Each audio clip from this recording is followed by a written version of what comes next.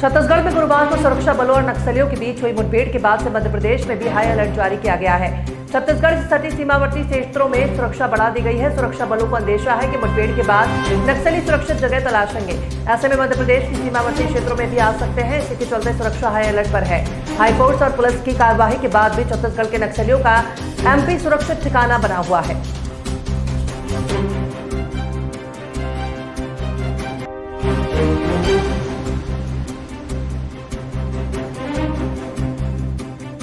भोपाल में नशे की अवैध फैक्ट्री चलाने वाले 2 आरोपियों की गिरफ्तारी के बाद इस गिरोह के तार मध्य प्रदेश के मंदसौर और राजस्थान के प्रतापगढ़ से जुड़ गए हैं।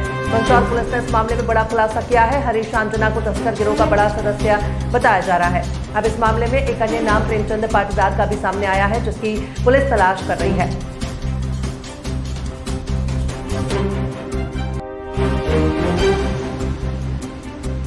उत्तर प्रदेश के मुख्यमंत्री योगी आदित्यनाथ ने एक सभा को संबोधित करते हुए यूपी में कानून से खिलवाड़ करने वालों को चेताया। सीएम योगी ने कहा कि विरोध का मतलब तोड़फोड़ या लूटपाट नहीं। सीएम योगी ने कहा कि एक तबका हिंदू धर्म के देवताओं के खिलाफ अपमानजनक टिप्पणी महापुरुषों को अपमानित और मूर्तियों को खंडित करना जन्मसिद्ध अधिकार समझ लेता है।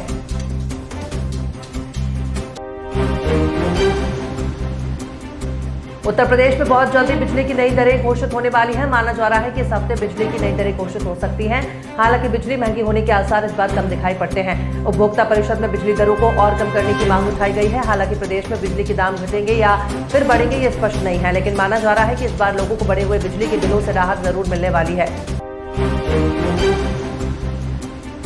दक्षिण भारत के विश्व प्रसिद्ध मंदिर तिरुपति बालाजी के प्रसाद से जुड़े मामले ने लोगों के सामने सवाल खड़ा कर दिया। इस घटना के बाद अब देश भर के धार्मिक स्थल अपने यहाँ के प्रसाद की शुद्धता और सात्विकता को लेकर चौकस दिखाई दे रहे हैं। अब काशी विश्वनाथ मंदिर में बाबा को चढ़ाया जाने वाला प्रसाद एक सेंट्रलाइज्ड व्यवस्था के तहत तैयार किया जाएगा।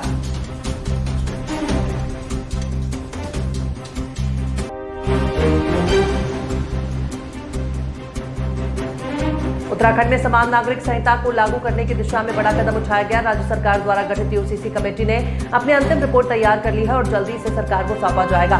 ये रिपोर्ट उत्तराखंड में यूनिफॉर्म सिविल कोड लागू करने के लिए तैयार की गई सिफारिशों का मसौदा है, जिससे विवाह, तलाक, उत्तराधिकार और गोद लेने जैसे व्यक्तिगत कानूनों को समान रूप से लागू करने के प्रावधान शामिल है।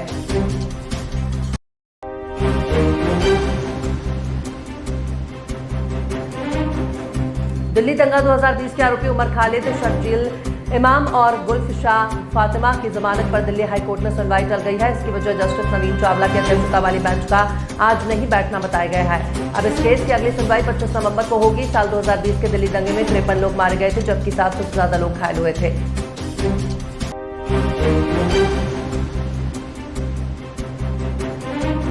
आम आदमी पार्टी के राष्ट्रीय संयोजक और दिल्ली के पूर्व मुख्यमंत्री अरविंद केजरीवाल ने एक बार फिर भारतीय जनता पार्टी और केंद्र सरकार को बड़ी चुनौती दी है।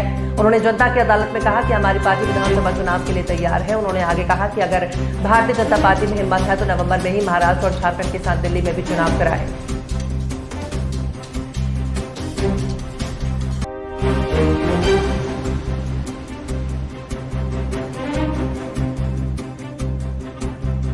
इस साल फेस्टिव सीजन के बावजूद रियल एस्टेट डेवलपर्स ऑफर्स और डिस्काउंट्स का गेम नहीं खेल रहे हैं। हर साल नवरात्रि से लेकर दीपावली तक मार्केट में इतने तरह के ऑफर रहते थे कि लोग चकरा जाते थे, मगर आखिर क्या करें। इस साल मार्केट में बड़े ऑफर नहीं दिखाई दे रहे हैं। विशेषज्ञों का मानना है कि पिछले कुछ महीनों में हुई जबरदस्त सेल के चलते अब डेवलपर्स को ज्यादा मकान मौजूद नहीं है।